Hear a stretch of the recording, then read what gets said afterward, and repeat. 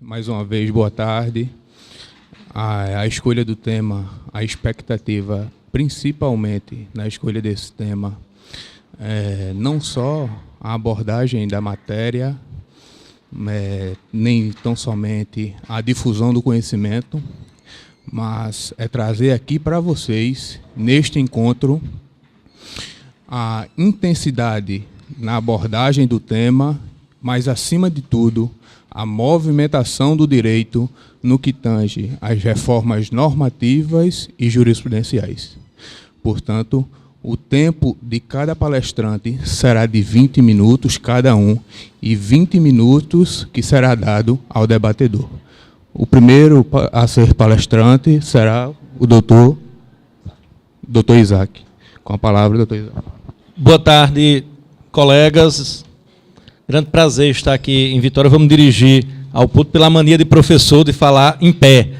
Dificilmente o professor fala sentado. Pode ficar aqui mesmo? Bom, enfim, queria de antemão agradecer o convite, presidente Carlos Neves, gentileza de me convidar para participar desse momento tão importante, porque, na verdade, quando a gente vai tratar de prisão preventiva hoje no Brasil, não se trata mais de uma questão procedimental, não se trata mais de uma questão processual. Os rumos que a prisão preventiva está tomando no Brasil colocam em xeque a própria estrutura do Estado democrático de direito sob a perspectiva do garantismo. É sempre bom lembrar, a gente tem sempre que lembrar, a que esse tipo de Estado de direito e a que esse direito penal moderno se opôs para se colocar como prática vigente nos tempos atuais, no que nós chamamos de modernidade. A alternativa ao garantismo é a persecução penal forte, violenta e violadora de garantias individuais. Não é por outro motivo que o que nós conhecemos hoje como direito penal moderno, de onde deriva o princípio da inocência, que é a principal dificuldade que hoje o nosso ordenamento jurídico tem, é de coadumar a excepcionalidade da prisão preventiva com a presunção de inocência. Esse Estado de Direito surgiu basicamente no direito penal, quando o conhecidíssimo Marquês de Beccaria, ao ler o livro O Espírito das Leis,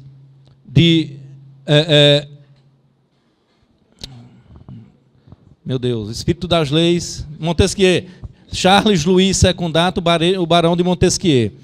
Lendo o Espírito das Leis, Beccaria viu que Montesquieu fazia a seguinte reflexão: o exercício do poder, ele é muito variado em todos os lugares. É impossível haver uma teoria geral sobre o poder, sobre o exercício de poder. A única coisa que é possível falar de maneira objetiva é que a única coisa que é comum a todo exercício de poder que é possível observar é que todo aquele que tem o poder nas mãos tende a dele abusar. E aquilo que se impõe para a modernidade a partir de agora é buscar instrumentos que evitem o abuso de poder. E quando Beccaria leu isso, disse: meu Deus, é isso que falta para o direito penal. É isso que nós temos que observar. Todo aquele que tem o poder de punir nas mãos deve obedecer limites. Não pode ter o poder absoluto, não pode ter o poder completo. A partir daí, inicia-se o movimento do chamado direito penal humanista, que vai desembocar mais na frente com Ferrajoli no chamado garantismo penal, que está afincado em não mais outra coisa do que nos princípios e garantias constitucionais. É sempre bom a gente lembrar que uma parte da nossa Constituição da República Federativa do Brasil está composta de um núcleo duro e imutável que nós chamamos de cláusulas pétreas. O professor Lênio Luiz Streck faz uma analogia muito interessante. Ele lembra da história de Homero, de Ulisses, na grande Odisseia de Homero, quando Ulisses, voltando para Tíbia após uma batalha, iria enfrentar 3 noites de mar. E ele sabia, por ser homem, por ser humano, ele sabia que era suscetível a tentações. E muitas histórias de tentações no mar, principalmente o Canto das Sereias, davam conta de que muitos grandes guerreiros e navegadores haviam morrido, haviam se perdido no mar, sendo atraídos pelo canto da sereia. Então, o que foi que Ulisses fez? Pediu aos seus homens que o acorrentassem no mastro e não o soltassem em hipótese alguma, nem que ele ordenasse. Então Ulisses conseguiu voltar, venceu o canto das sereias porque estava acorrentado. E o professor Lenin Streck nos diz justamente isso. Os princípios e as garantias constitucionais são as correntes de Ulisses no direito. Nós não podemos correr o risco de, em momento de tentação, em momento de dúvida, em momento de desespero, em momento de convulsão social, nós não podemos correr o risco de cair no canto da sereia e na tentação de mitigar direitos, de mitigar garantias em nome de um suposto bem maior que vai satisfazer o desejo punitivo da população. E por que é que eu estou dizendo tudo isso? Eu estou dizendo tudo isso porque nós estamos passando justamente por esse oceano de tentações punitivas que muitas vezes nos orientam a defender teses que violam direitos e garantias constitucionais amparados pelo manto da cláusula pétrea. Não é por outro motivo, meus colegas e minhas colegas, que no âmbito da Operação Lava Jato, a chamada prisão preventiva passou a assumir um caráter de excepcionalidade tal que deixou de ser a última rácio do modelo punitivo do Estado para ser um instrumento de coação para a obtenção de provas.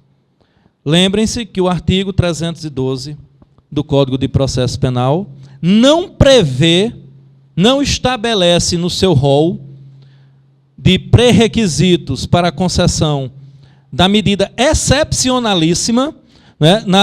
Todos nós sabemos que na democracia a regra é a liberdade. A regra é a liberdade. A prisão é sempre uma exceção, e a prisão com pena. Agora imagine então a prisão sem pena. Ou seja, aquela prisão sobre a qual não se formou juízo absoluto e definitivo de culpa ainda do réu, do acusado. Essa prisão ela deve ser excepcionalíssima. Mas se nós analisarmos os dados que estão disponíveis no Infopem, que é o banco de dados do DEPEN, ou nós analisarmos os dados que estão dispostos pelo Conselho Nacional de Justiça, nós veremos que em torno de 49% de todas as prisões hoje no Brasil são prisões preventivas. 49%, professor Fábio, de todos os presos no Brasil hoje são presos provisórios, ou seja, são presos sobre os quais não há juízo definitivo de culpa. E por que é que isso se tornou dramático? E dramático para nós que somos penalistas.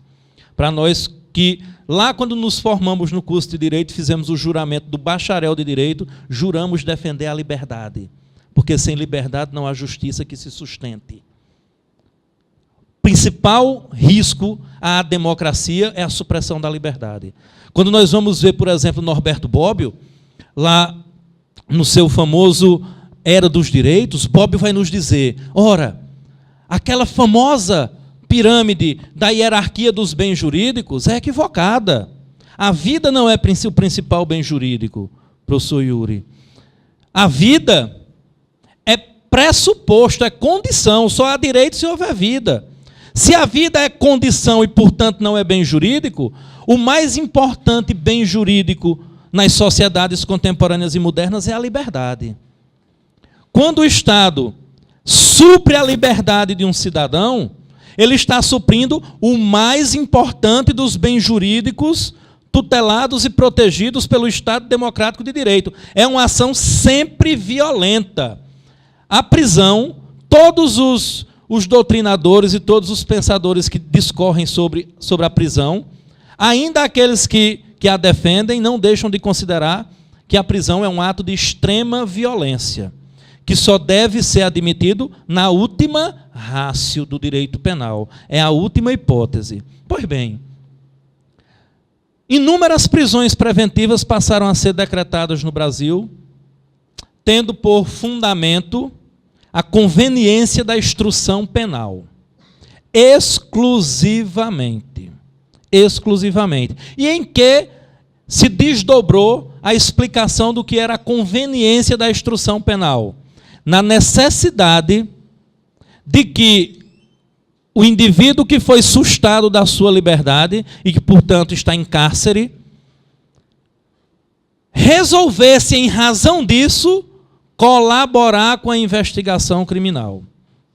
A prisão preventiva no Brasil passou a ser um instrumento de persecução penal para criar uma prova que o Estado não foi capaz de criar através das suas instituições coercitivas. Ora, se a polícia não foi capaz de criar a prova que justifique a prisão, ela não pode, e o Poder Judiciário não pode, autorizar, determinar ou manter a prisão de um acusado sob o único fundamento de que ele tem que colaborar. Ninguém é obrigado a constituir prova contra si mesmo. E se não há prova ainda, se é preciso que o acusado fale, se é preciso que o detento fale, significa que há um juízo extremamente precário de materialidade e de autoria, o que não justifica a decretação da prisão preventiva, que só pode ser decretada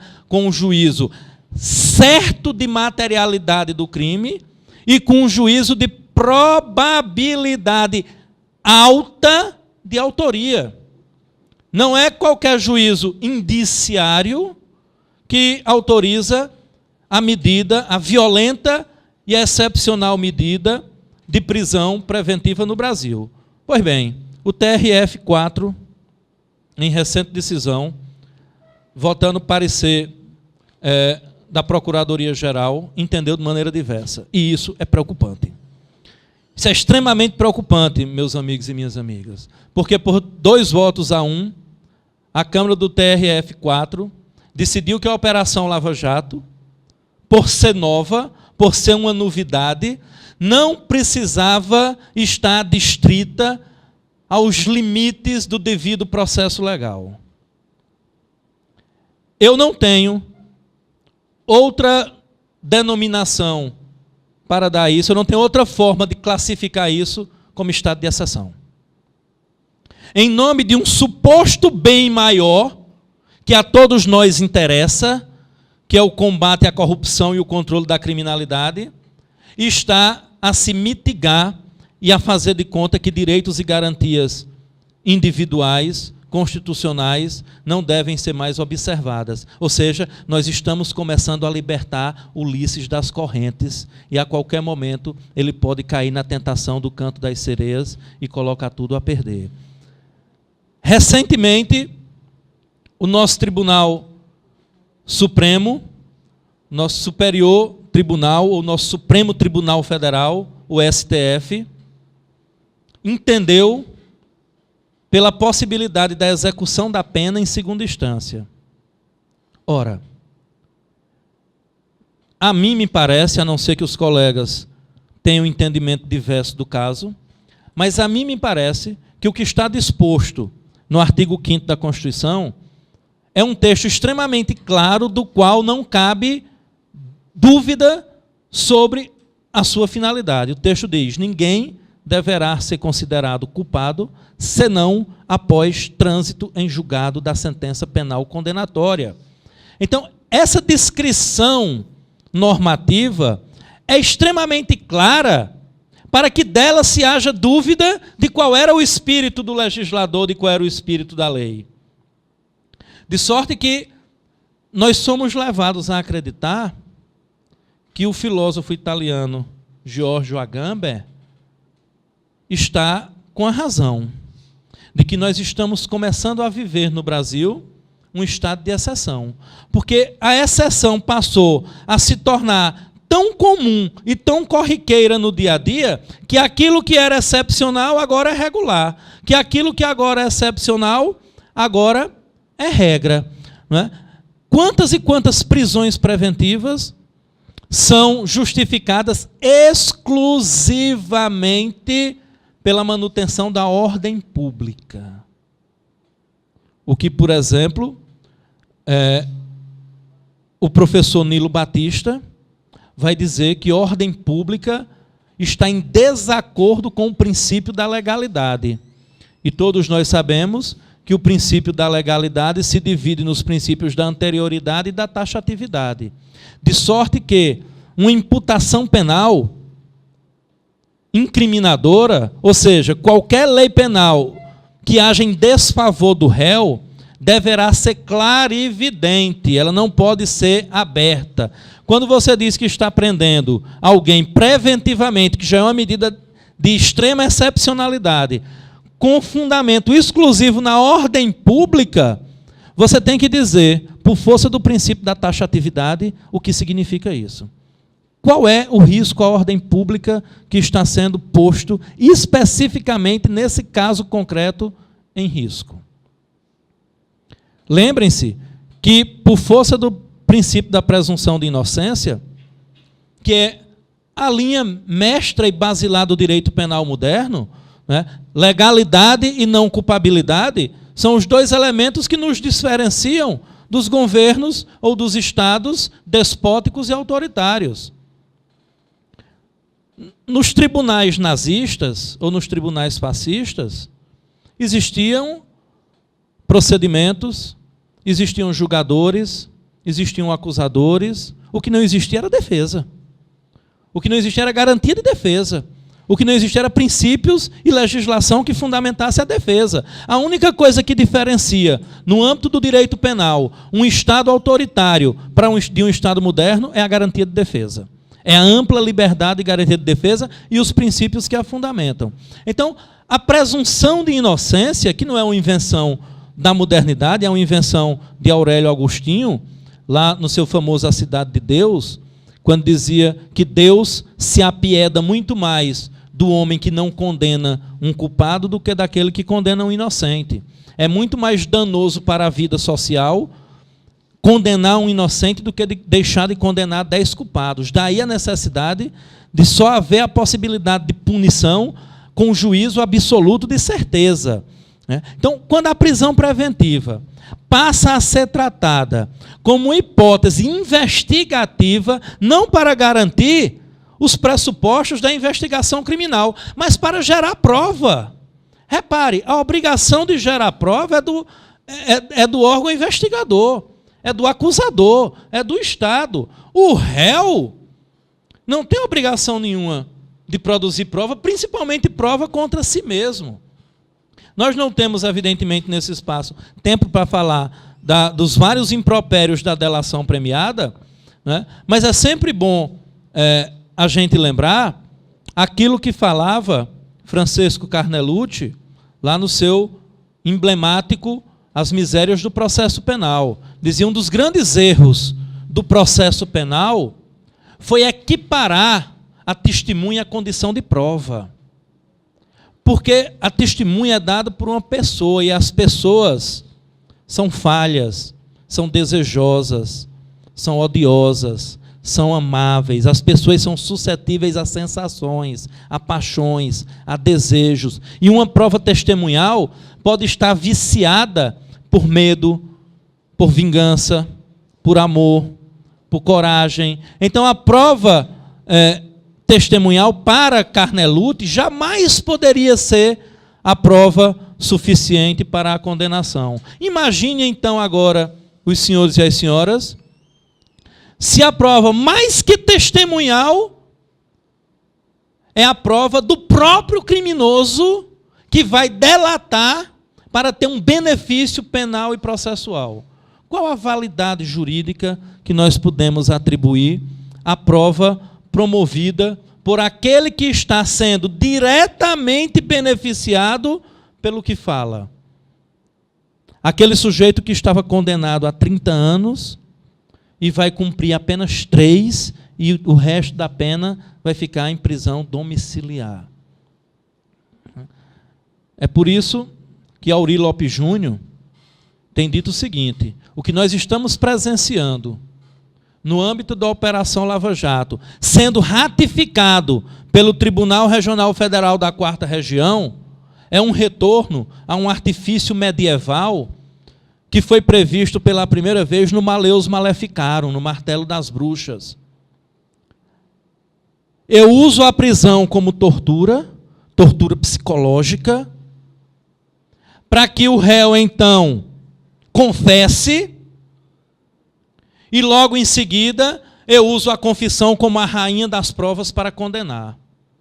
Esse método foi extremamente vitorioso, esse método foi extremamente eficaz durante toda a Idade Média. É contra esse tipo de persecução penal que ultrapassa os limites da dignidade da pessoa humana que se impõe o direito penal moderno. É contra esse tipo de persecução penal que faz com que o direito do Estado se sobreponha ao direito do indivíduo, e os Estados liberais democráticos partem do pressuposto de que o direito do indivíduo não pode ser suprimido pelo direito do Estado. As liberdades individuais não é por outro motivo que elas estão todas no artigo 5º da Constituição.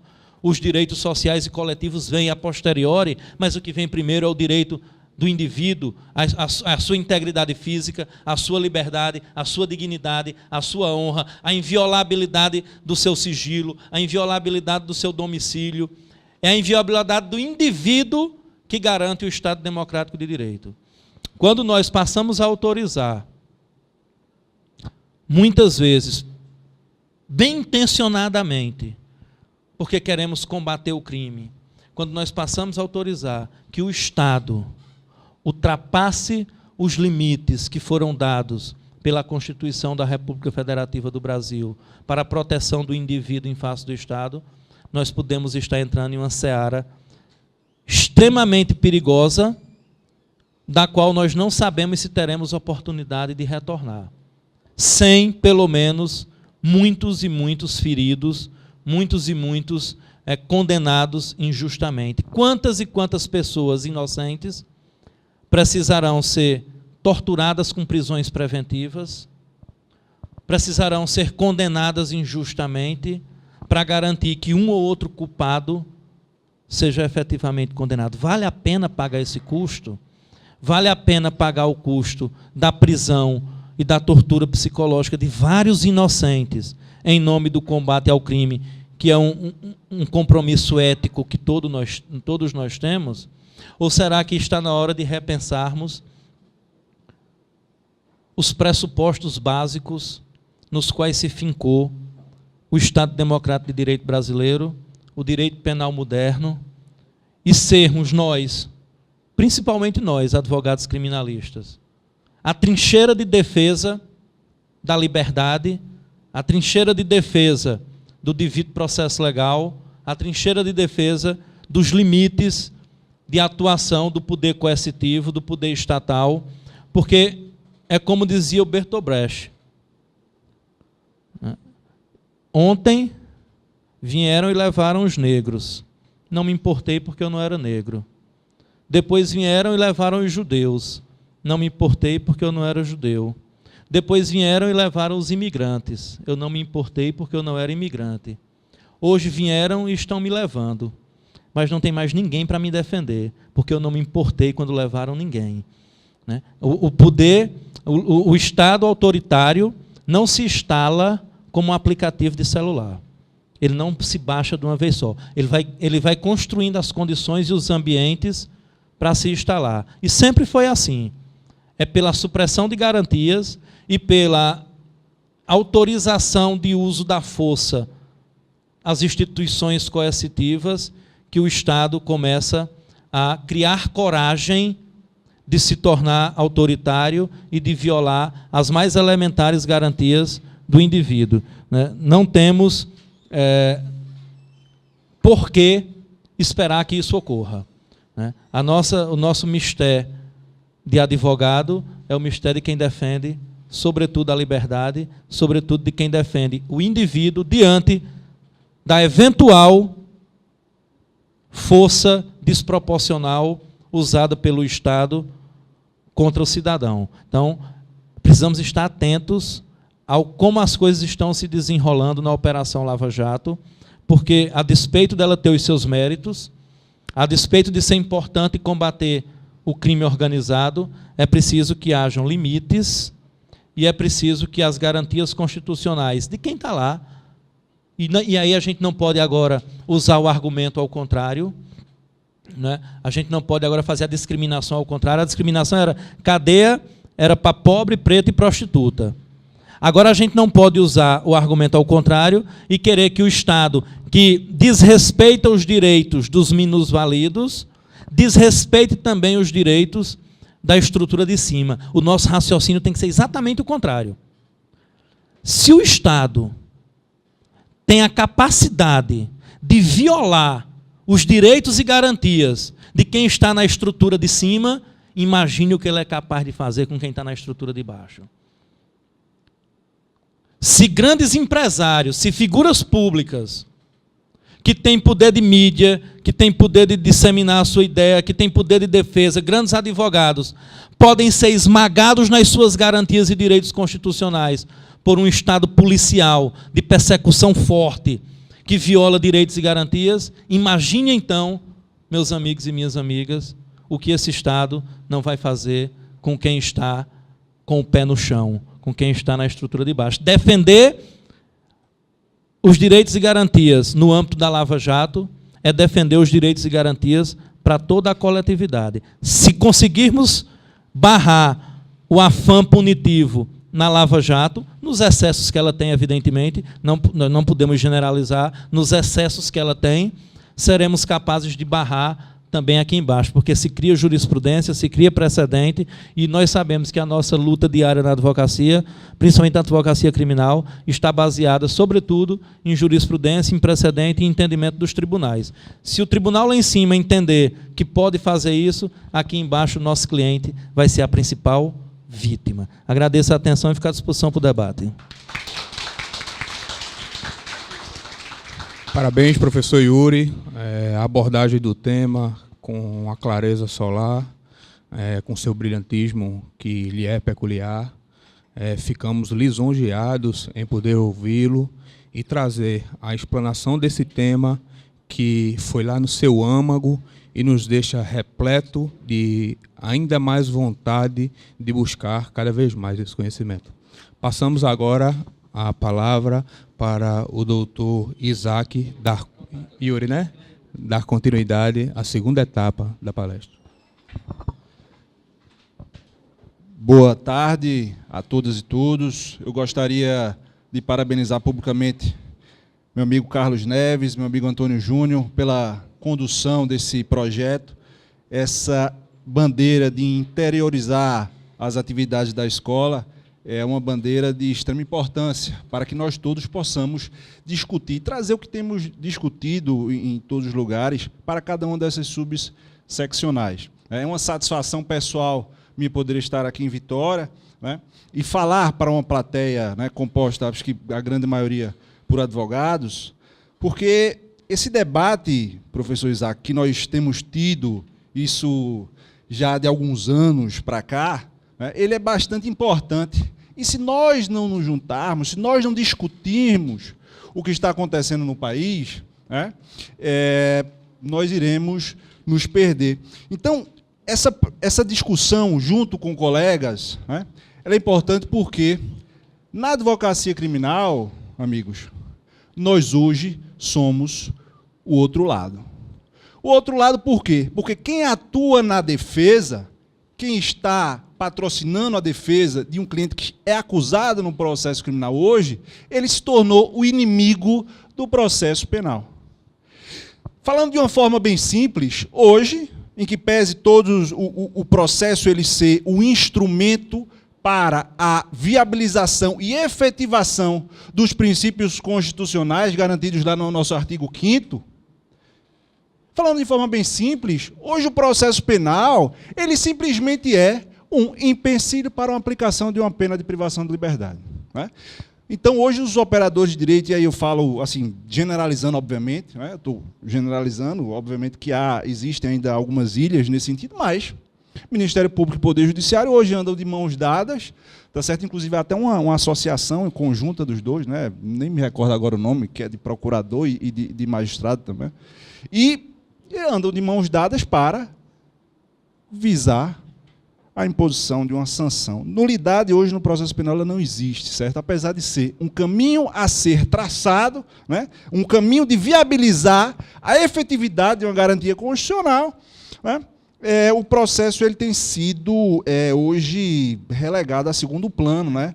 Nós vimos no Acre, no ano passado, um processo que foi feito do seu início à sua sentença em um único dia, em audiência de custódia, né? Nós tivemos no Acre. Tá certo? Bom, a gente fez aqui, fez a audiência de custódia, olha, o policial está aqui, vamos fazer logo essa audiência, tal. Defensoria Pública estava presente, né? Aceitou aquela forma que estava sendo feita, e ao final, né, teve uma sentença, saiu com 5 anos e 4 meses, era um roubo, pena mínima, já saíram semiaberto, não tinha para que prisão cautelar, tá certo? E o processo foi concluído em um único dia. E domingo, né, acho que a maioria tomou conhecimento, um caso que foi exibido no Fantástico, de um processo que durou 6 ou foram 7 dias, né, do filho de uma desembargadora do Mato Grosso, né? Então, para que processo, né? Mas, para além de falar de processo, certo? E aí, o professor Isaac ele falou com um brilhantismo que lhe é peculiar, do poder que, quando nós concentramos, e o Estado ele dá poder demais, né, a alguma classe, ela tende ao abuso, né? E contra esse abuso de poder é que nós temos que nos insurgir. Quando eu falo de abuso de poder, né, e aí quando se fala em Operação Lava Jato, muita gente torce o nariz, né, nós estamos falando de Operação Lava Jato, mas a Operação Lava Jato está acontecendo lá em Curitiba, ela está acontecendo em Brasília, né, ela está acontecendo com os ricos e poderosos. Só que o reflexo que essa operação, que hoje tem sido colocada como se fosse um paradigma no nosso país, ela se expande de uma forma, né, ela se expande de uma forma absurda, né, em qualquer comarca, por menor que seja, em nosso país. Para vocês terem uma ideia, né, uma prática que ficou muito comum, né, com a Operação Lava Jato, né, que todos nós sabemos aqui, é a decretação de uma nova medida cautelar, que não posso chamar disso, né? O artigo 319 ela traz as cautelares diversas da prisão, tá certo? Que foi instituída pela Lei 12.403 em 2011. Né? Em 2011 houve a modificação no artigo 319, incluindo uma série de medidas cautelares. Certo? O que acontece? Nós temos o sujeito respondendo a um processo, ou até sendo investigado em um inquérito, em que o estado normal de coisas é o estado de liberdade. Né? E aí eu tenho uma escada, um degrau, que passa uma série de medidas de privação de liberdade. Porque uma medida cautelar de comparecimento de juízo, ela é sim privação de liberdade. Ela não é uma prisão efetiva, mas ela priva o sujeito, ele tem que se deslocar até aquele local, ele tem que assinar, ele tem que informar o que está fazendo, então priva, de certa forma, a sua liberdade, ele cerceia, de certa forma, a liberdade. E aí os degraus vão subindo. Né? Eu tenho comparecimento mensal, eu tenho monitoramento eletrônico, e aí depois eu chego à prisão cautelar, que é a última. E o que é que o legislador fez em 2011? O legislador fez... senhores e senhoras, eu tenho, para além da prisão preventiva, que, sem sombra de dúvida, é a cautelar mais aplicada, tendo visto os próprios números que o doutor Isaac trouxe aqui para nós, né? Eu tenho outras, use. Mas por que isso? Né? E aí, o que é que aconteceu? Esse exemplo do artigo 319, inclusive a Lei 12.403, quem se recorda, 2011, era chamada a Lei da Impunidade. Né, até a própria gramática ela sofre um pouco com isso, porque se é medida cautelar, como é que é a lei da impunidade? Né?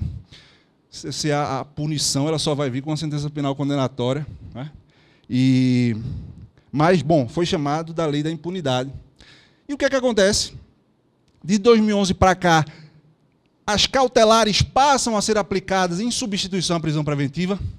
Não. O que é que acontece a partir de 2011? O Estado passa a exercer um controle sobre aqueles que não teriam nenhuma medida cautelar aplicada contra eles e passam a ter outras medidas cautelares. E aquele que ia ser preso, ele continua sendo preso. Aquele no qual havia a decretação de prisão preventiva, continua sendo aplicada a prisão preventiva. Agora, aquele que iria responder um estado de liberdade total, hoje ele passa a ter uma nova cautelar. Então, aumenta o quê? Os braços do Estado sob o acusado no processo penal. Tá certo? Então, a Lei 2.403 ela termina por até piorar o sistema, né, que já existia, né, o sistema que nos leva à quarta maior população carcerária do mundo, à segunda maior população carcerária do mundo em progressão geométrica, ficando atrás apenas da Indonésia, enquanto que os outros 3 primeiros, Estados Unidos, Rússia e China, eles estão diminuindo sua população carcerária e nós estamos aumentando exponencialmente. Tá certo? Em 2070, tá certo? 10% da população brasileira estará encarcerada. Se continuarmos, né, nessa toada, que não nos parece que iremos mudar, né? Bom, mas voltando, né, um pouco ainda, quando eu ia falar de Lava Jato, entrou esse outro raciocínio no meio, né? E aí, a operação começa em 2014, e ela traz à tona, né, ainda como outra medida cautelar que eu ia falando, uma questão que era bastante específica, tá certo?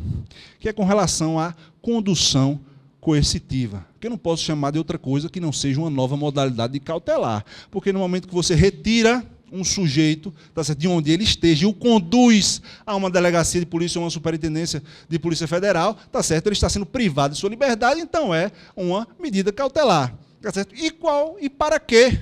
Né? Porque a condução coercitiva, né, ela consta, agora não me recordo exatamente qual artigo do Código de Processo Penal, mas ela é um artigo muito específico, que ele trata, né, inclusive, de constitucionalidade extremamente duvidosa, né, extremamente duvidosa, porque ele traz, quando o réu ele não atendeu um chamado de autoridade, tá certo? E aí, esse chamado, caso o sujeito não tenha contra si nenhuma medida cautelar, ele é um direito do réu de comparecer perante a autoridade, quer seja ela policial, quer seja ela judicial, tá certo? A presença no processo é um direito do réu, antes de tudo, a menos que tenha alguma cautelar. E aí que entra essa questão que eu falo, né, que é uma nova medida cautelar, a condução coercitiva. Existe uma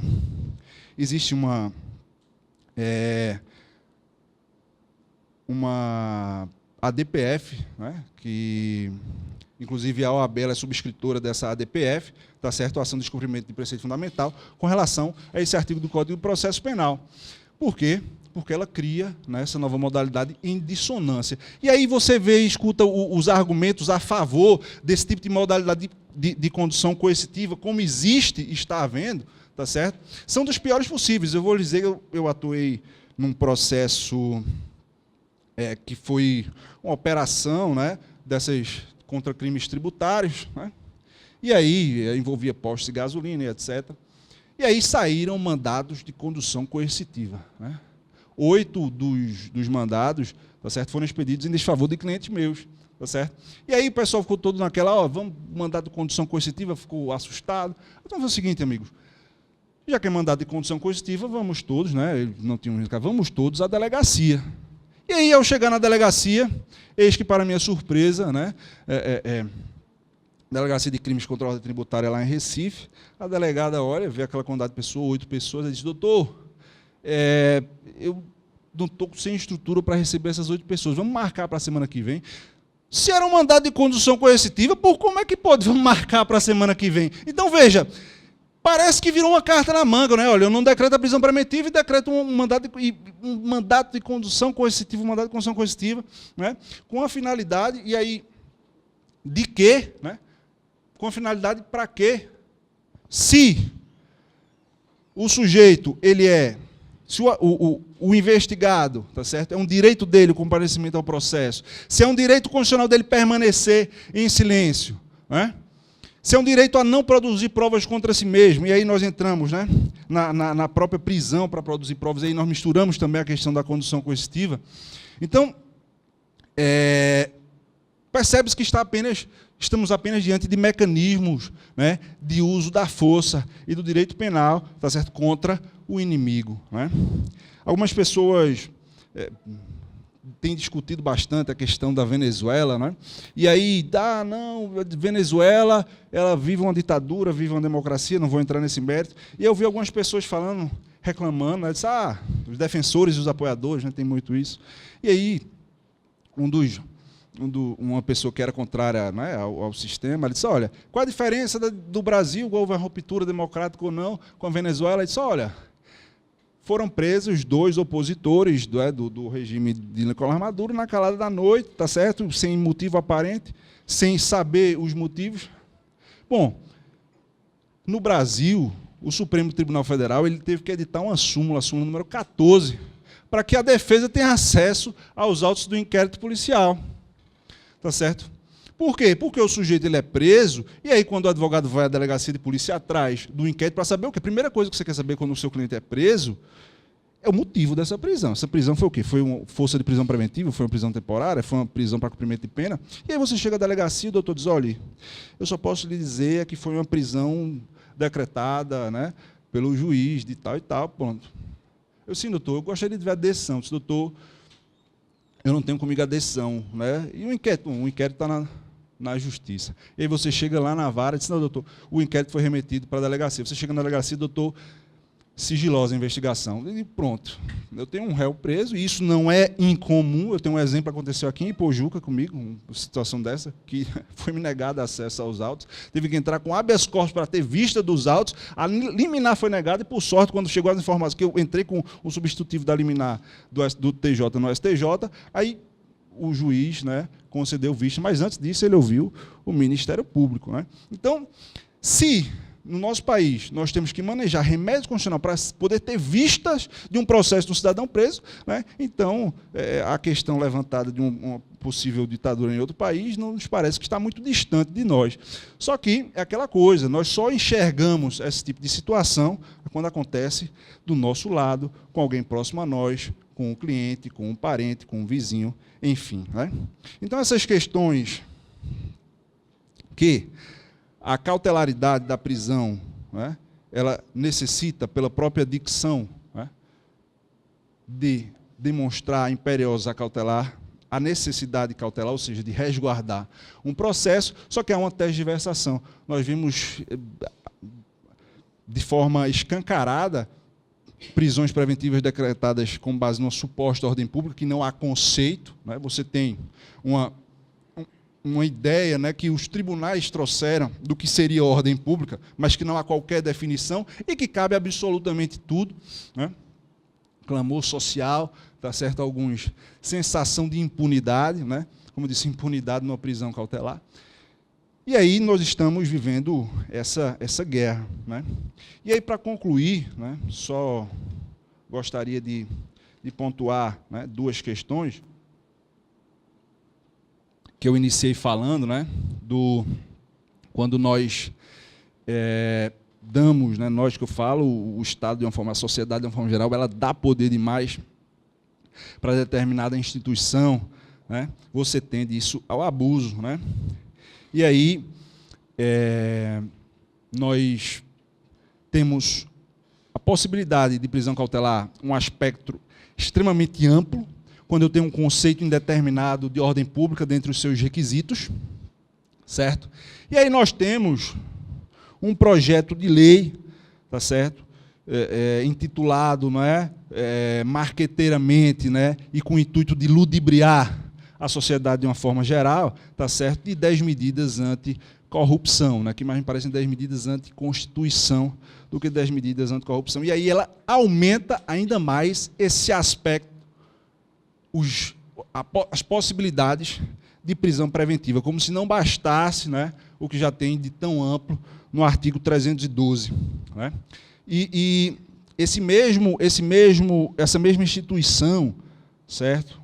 Que, obviamente, como eu disse, eu estou generalizando, e generalizando termina cometendo alguns pecados, mas essa mesma instituição, né, ela vai estar realizando um seminário no Rio de Janeiro, que é segurança pública como direito fundamental. E o que acontece? Quando você trata, e aí é uma visão muito particular, minha, quando você trata o direito penal como segurança pública, alguma coisa de errada tem, tá certo? Que são órgãos cada um no seu quadrado. Né? Direito penal não serve à segurança pública. Né? O direito penal ele serve para tutelar casos específicos de sociedade. E o processo penal ele serve para efetivar o que tem no artigo 5º, ou seja, é um controle de poder sancionador do Estado, e não o inverso. Né? E aí nós temos, né, eu destaquei dois painéis, né, que vai ter segurança pública como direito fundamental, né, que vão haver, que o título deles ele me chama a atenção de uma forma bem negativa. Desencarceramento mata, bandidolatria e democídio. Né? Eu pensei até que era um fake, né, que tinham feito com o Ministério Público do Rio de Janeiro, mas não era, né? Na verdade, vai ocorrer em setembro, e Kim Kataguiri vai ser também palestrante nesse grande evento. Né? E é isso que acontece, meus amigos. E deixo aqui essa mensagem, né,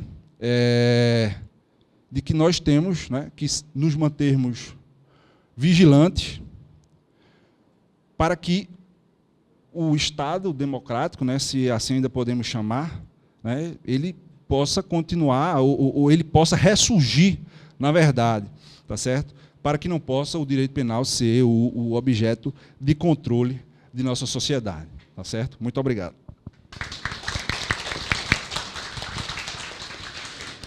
Parabéns, doutor Yuri, pela belíssima palestra, pela demonstração do domínio e a explanação de toda a experiência prática e teórica do assunto, enfatizando, sobretudo, o garantismo penal, que deve ser sempre prevalecido, que não deve jamais se confundir com impunidade, e que as questões de medidas cautelares, sobretudo a prisão preventiva, seja garantida como uma medida excepcionalíssima.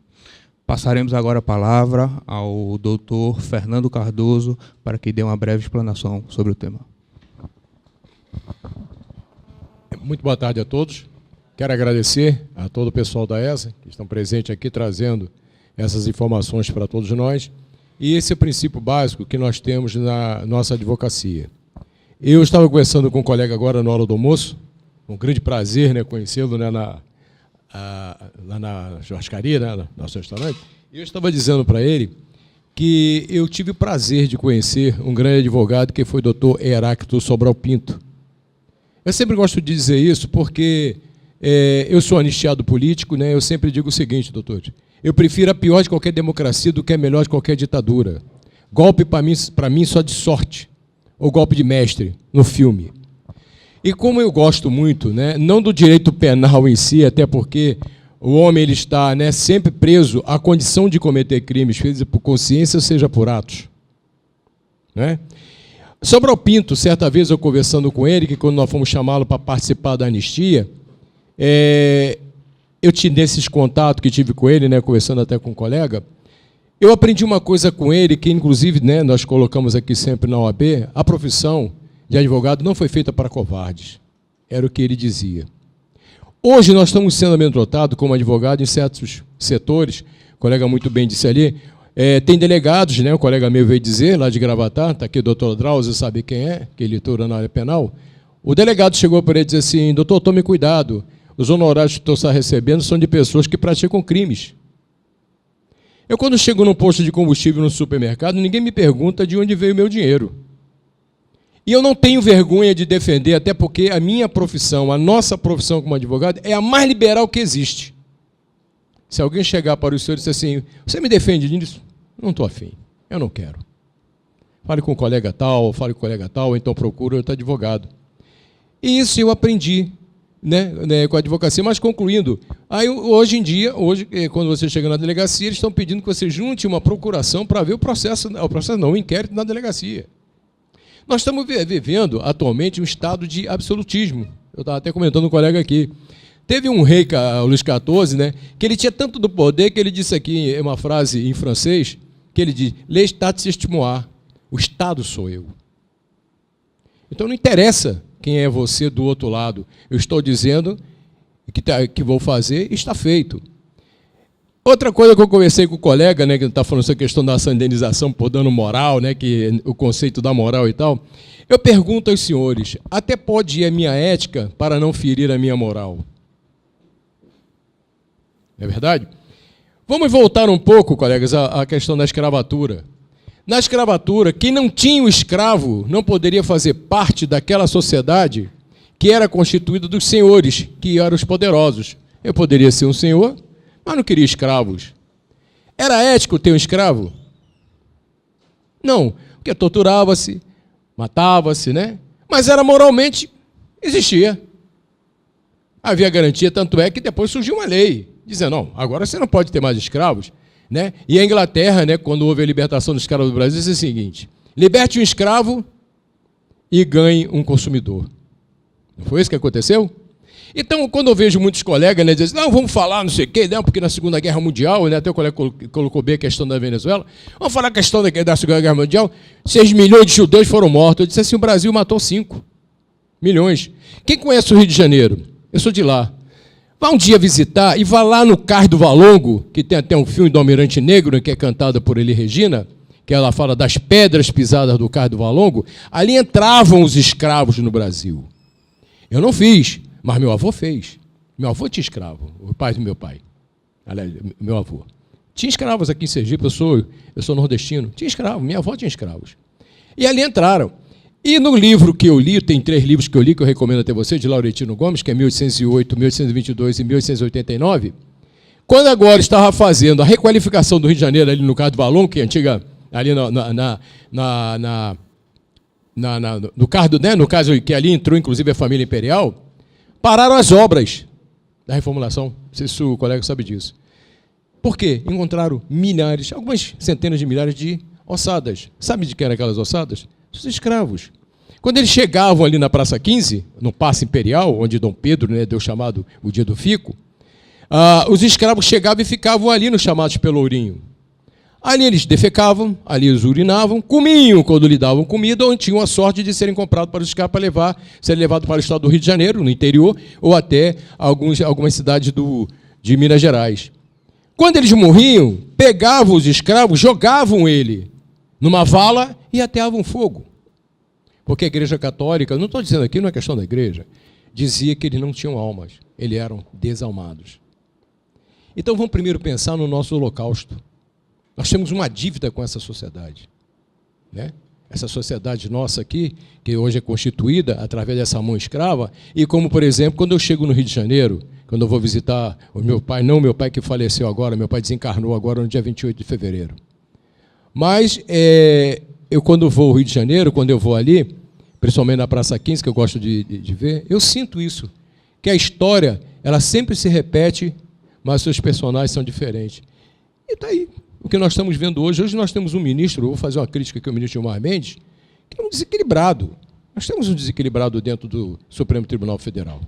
Né? Tanto é que eles se chamam de ministros porque sequer foram magistrados.